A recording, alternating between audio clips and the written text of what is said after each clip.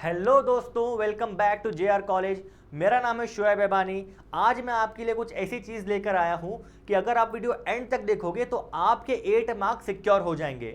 जी हाँ फ्रेंड्स, मैंने paper pattern के ऊपर एक वीडियो बनाया है। सबसे पहले आप वो वाला वीडियो देखिए, उसके बाद ही ये वीडियो देखिएगा तो आपकी अंडरस्टैंडिंग थोड़ी बेटर हो जाएगी। ठीक है, तो मैंने उस पेपर पैटर्न वाले वीडियो में बताया था कि क्वेश्चन नंबर 4 में आपको 2 क्वेश्चंस आते हैं। ठीक है, सबसे पहला आएगा आपको इश्यू ऑफ शेयर के ऊपर प्रैक्टिकल क्वेश्चन, और उसके साथ आपको एक और ऑप्शन मिलेगा कंप्यूटराइज्ड अकाउंटिंग सिस्टम के ऊपर। ठीक है, जो कि होगा 8 मार्क्स का। ठीक है, तो आज हम थ्योरी क्वेश्चन के ऊपर बात करने वाले हैं। ठीक है, तो चैनल पर नए हो तो सबसे पहले चैनल को सब्सक्राइब करिए। अगर वीडियो अच्छी लगे तो लाइक ज़रूर करिएगा, कमेंट में अपना फीडबैक ज़रूर देकर जाइएगा, और अगर एंड तक वीडियो अच्छी लगे आपको तो इसे अपने दोस्तों के साथ शेयर करना ना भूलिएगा। ठीक है, तो चलिए वीडियो को शुरू करते हैं। ठीक है, तो मैंने लास्ट 5 पेपर के क्वेश्चंस दिखे बेटा, लास्ट 5 साल के। ठीक है, तो फरवरी 2024 में जो क्वेश्चन आया था वो आया था importance of computerised accounting system. ठीक है, क्या आया था? Importance of computerised accounting system. ठीक है, अब उसके बाद जुलाई 24 का पेपर, उससे पहले वाला। ठीक है, उसमें क्या क्वेश्चन आया? State the features of computerised accounting system. ठीक है, तो फेब 25 में क्या आया था? इंपॉर्टेंस आया था। ठीक है, जुलाई 24 में क्या आया था? फीचर्स आया था। ठीक है, वहीं अगर हम मार्च 24 को देखें तो मार्च 24 में भी फीचर्स पूछा गया था। ठीक है, वहीं अगर हम अगस्त 2023 को देखें तो यहां पर भी आपसे क्या पूछा गया था? फीचर्स पूछा गया था। यानी बैक टू बैक 3 पेपर्स में आपको फीचर्स पूछा गया था। ठीक है, और अगर मार्च 23 पर आ जाए तो क्या मांगा गया था क्वेश्चन में? कंपैरिजन मांगा गया था। कंपैरिजन मांगा गया था। क्या जैसा कंपैरिजन मांगा गया था? मैनुअल अकाउंटिंग प्रोसेस का और कंप्यूटराइज्ड अकाउंटिंग प्रोसेस का। ठीक है दोस्तों, तो आपके इस टॉपिक में 8 मार्क्स के लिए ये 3 ही क्वेश्चन बन सकते हैं। ठीक है, अगर आपके तीनों क्वेश्चन को अच्छी तरह से प्रिपेयर कर लोगे तो आपके 8 मार्क्स कंप्लीटली आपके हाथ में हैं। ठीक है फ्रेंड्स, अगर आपको लगता है कि भाई प्रैक्टिकल क्वेश्चंस, नंबर्स वगैरह मुझे नहीं समझ में आ रहे हैं, मैं ज़्यादा नहीं कर सकता, तो एक रिस्पेक्टिव अमाउंट ऑफ टॉपिक आप कर लो जिसमें न्यूमेरिकल्स है, और 8 मार्क्स के लिए 8 मार्क्स आप क्या करो? इस क्वेश्चन पे निर्भर हो जाओ 8 मार्क्स के लिए। ठीक है, क्योंकि इस टॉपिक में इतना कुछ नहीं है, बेसिक अंडरस्टैंडिंग है। अगर आप पढ़ोगे अच्छे से, थोड़ा सा लॉजिकली पढ़ोगे तो आपको सारा टॉपिक, पूरा टॉपिक अच्छे से समझ में आ जाएगा। ठीक है, तो आपको क्या करना है कि 3 क्वेश्चन को अच्छी तरह से प्रिपेयर करके जाना है। इस तरह प्रिपेयर करके जाना है कि भाई आपको कोई नींद से भी उठा के पूछे कि भाई मुझे इंपॉर्टेंस बता, मुझे फीचर्स बता, मुझे दोनों में कंपेयर करके बता। ठीक है, तो आपको आना चाहिए, क्योंकि आपके 8 मार्क्स सिक्योर होते हैं, और 8 मार्क्स छोटा अमाउंट नहीं होता है बेटा। 8 मार्क्स आपका यानी 10% ऑफ पेपर होता है। 80 मार्क्स का आपका टोटल पेपर होता है, जिसमें से 8 मार्क्स अगर आप ये 3 क्वेश्चंस को प्रिपेयर कर लोगे तो आपके 8 मार्क्स क्या हो जाएंगे? सिक्योर हो जाएंगे। ठीक है, अगर आप चाहते हो कि भाई मैं फीचर्स को, इंपॉर्टेंस को और दोनों के कंपैरिजन को एक्सप्लेन करूं, उसके ऊपर भी वीडियोस बनाऊं जिसको मैं एक इजीएस्ट लैंग्वेज में आपको एक्सप्लेन करूं, जिससे आपकी हेल्प हो जाएगी पेपर को लिखने के लिए, तो कमेंट सेक्शन में जरूर बताइएगा। अगर आपके कमेंट आते हैं तो मैं ट्राई करूंगा कि आपके लिए जल्द से जल्द ये वीडियोस भी लेकर आ सकूं। ठीक है, अब ये तो हमने देख लिया कि भाई ये 3 क्वेश्चन प्रिपेयर करना है, बट क्वेश्चन भी 8 मार्क्स का है। ठीक है, आप सिर्फ फीचर्स लिख के आ जाओगे, ठीक है, इंपॉर्टेंस लिख कर आ जाओगे, तो ये एक रिस्पेक्टिव चीज नहीं है कि भाई एग्जामिनर आपको 8 मार्क्स दे देगा इस चीज के। ठीक है, 6-7 पॉइंट दिए आपके टेक्स्ट बुक में, अगर आप लिख भी दोगे तो हो सकता है एग्जामिनर आपको पूरा मार्क्स ना दे। ठीक है, क्योंकि 8 मार्क्स का क्वेश्चन है, उस क्वेश्चन को लिखने का एक तरीका होता है ना, एक वे होता है, वे ऑफ प्रेजेंटेशन होता है। ठीक है, कंटेंट चाहिए होता है 8 मार्क्स के लिए। ठीक है, तो किस तरह लिखना है आइए वो भी एक बार देख लेते हैं। ठीक है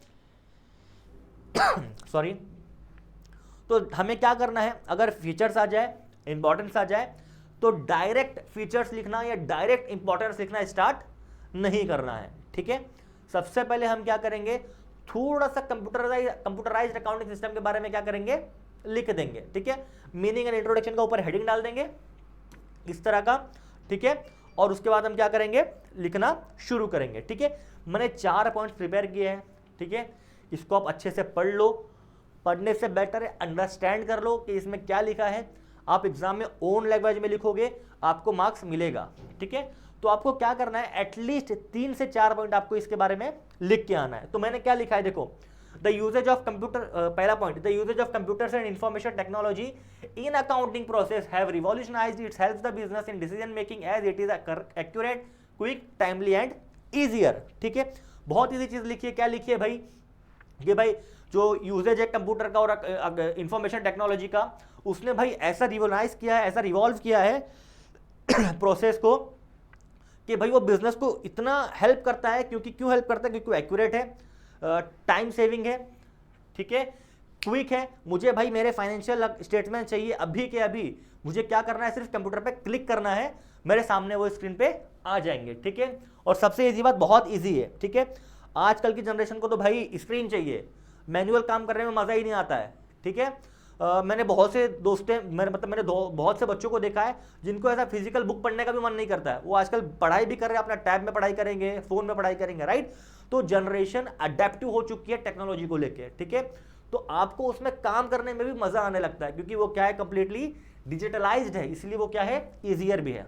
ठीक है, second point, computer accounting system are software programs which helps to store the data और information in the accounting system and it is connected via computer network server or remote access device with internet। ठीक है, computerise accounting system जो होता है ना बेटा, वो software based होता है। जैसे कि आपने टैली का नाम सुना होगा, सैप का नाम सुना होगा, राइट। ये सारी चीजें क्या होते हैं, सॉफ्टवेयर्स होते हैं जो कि हेल्प करते हैं क्या प्रिपेयर करने में, अकाउंटिंग इंफॉर्मेशन को, अकाउंटिंग प्रिपेयर करने में। ठीक है, और ये क्या करता है, स्टोर द डेटा, सबसे इंपॉर्टेंट चीज, स्टोर द डेटा और इंफॉर्मेशन। मतलब भाई अगर मैं फिजिकली बनाता हूं अकाउंट्स मेरा, तो मुझे हर चीज का रजिस्टर बनाना होगा, कैश रजिस्टर अलग, परचेस रजिस्टर अलग, रिटर्न का रजिस्टर अलग, राइट। ये सारे रजिस्टर मुझे मेंटेन करने होंगे। ठीक है, और अगर मेरा फर्म बहुत ही बड़ा है तो भाई हो सकता है मेरा एक रजिस्टर 10 दिन में खत्म हो जाए, राइट। तो मुझे एक रूम बनाना पड़ेगा पूरा, हो सकता है साल भर में वो भी भर जाए।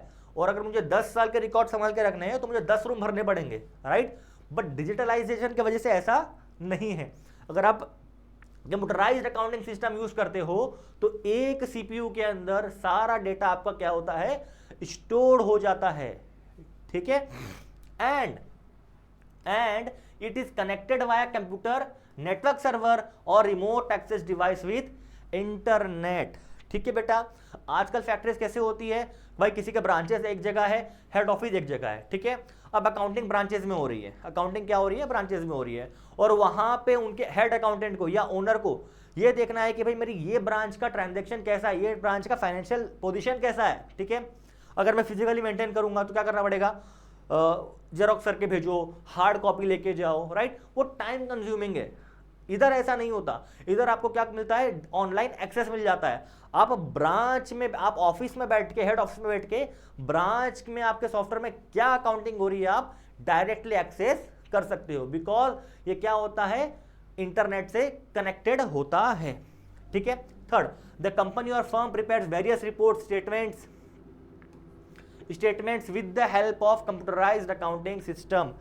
कंपनी बेटा इतने सारे रिपोर्ट्स बना सकती है ना, मतलब कंपनी को कुछ भी रिक्वायरमेंट हो सकता है। जनरली होता है प्रॉफिट एंड लॉस स्टेटमेंट का, वो हम देख सकते हैं, कैश फ्लो स्टेटमेंट कंपनी बना सकती है, बैलेंस शीट बना सकती है, बहुत सी चीजें कंपनी बना सकती है। मैन्युफैक्चरिंग का डेटा कंपनी निकाल सकती है, सेल्स का डेटा निकाल सकती है, बैचेस के हिसाब से डेटा निकाल सकती है कंपनीज, राइट। कितना इनकम जनरेट हुआ, कितना टैक्स पे करना है, कितना पे कर दिया, इंप्लॉयज को कितना सैलरी पे कर रहे हैं, कितना पे करना बाकी है, कितने डेटर्स हमारे पास है, कितने क्रेडिटर्स हमारे पास है, कितनी टोटल एसेट्स हमारे पास है, कितनी लायबिलिटीज हमारे पास है। मतलब सारी चीजें हम क्या कर सकते हैं, रिपोर्ट्स बना के इंस्टेंटली देख सकते हैं। ठीक है, फोर्थ, द कंपनी और firm prepares reports as per the generally accepted accounting principles GAAP under this system. बेटा GAAP क्या होता है, जनरली एक्सेप्टेड अकाउंटिंग प्रिंसिपल्स। ये वो प्रिंसिपल्स होते हैं जो कि वर्ल्ड वाइड में क्या होते हैं, अजम्पशन लेके एक्सेप्टेड। फॉर एग्जाम्पल कुछ ऐसी चीजें होती है फॉर एग्जांपल इंडिया है, ठीक है, इंडिया का बिजनेस स्ट्रक्चर अलग है, ठीक है, अमेरिका का बिजनेस स्ट्रक्चर अलग है, तो वहां पे अकाउंटिंग अलग तरीके से होती है, ठीक है, इंडिया में अकाउंटिंग अलग तरीके से होती है, चाइना में अकाउंटिंग अलग तरीके से होती है, राइट, गल्फ कंट्रीज में अकाउंटिंग अलग तरीके से होती है, ठीक है। बट गैप मतलब क्या होता है, ऐसी चीजें जो कि वर्ल्ड वाइड सिमिलर होती है, ठीक है, तो उस चीज को ध्यान रखते हुए ये सॉफ्टवेयर बनाए जाते हैं, ठीक है। तो आपको मैंने ओवरव्यू दे दिया मोटा मोटा, ऊपर ऊपर से, डिटेल में नहीं गया, ठीक है, ताकि आपको एक अंडरस्टैंडिंग आ जाए, आप आपके ओन लैंग्वेज में भी एग्जाम में लिख सको, ठीक है। अब आपको क्या करना है, ऐसे 3-4 मीनिंग एंड इंट्रोडक्शन लिख देने हैं, उसके बाद आपको नीचे क्या करना है बेटा, फीचर्स के या इंपॉर्टेंस के 6 से 7 पॉइंट लिखकर आने हैं, तभी ही आपको क्या मिलेगा, 8 मार्क्स पूरा मिलेगा। अगर आप सोचते हो कि भाई मैं रट लेता हूं, 3-4-5 पॉइंट लिख के आऊंगा, 8 मार्क्स मुझे मिल जाएगा, तो नहीं मिलने वाला। आपको प्रॉपर प्रेजेंट करना होगा, सबसे पहले इंट्रोडक्शन लिखना होगा, उसके बाद आपको एटलीस्ट 6 से 7 पॉइंट लिख के आने होंगे, ठीक है दोस्तों। तो इतना ही था मेरे एंड से। आई होप आपको वीडियो अच्छी लगी होगी। कमेंट में प्लीज अपना फीडबैक देके जाइएगा। चैनल पर नए थे तो सब्सक्राइब करके जाइएगा, लाइक करना ना भूलिएगा और अपने दोस्तों के साथ भी शेयर करिएगा, हो सकता है उनको भी ये वीडियोस 8 मार्क्स स्कोर करने में हेल्प करे। ठीक है दोस्तों, have a great day, bye, take care.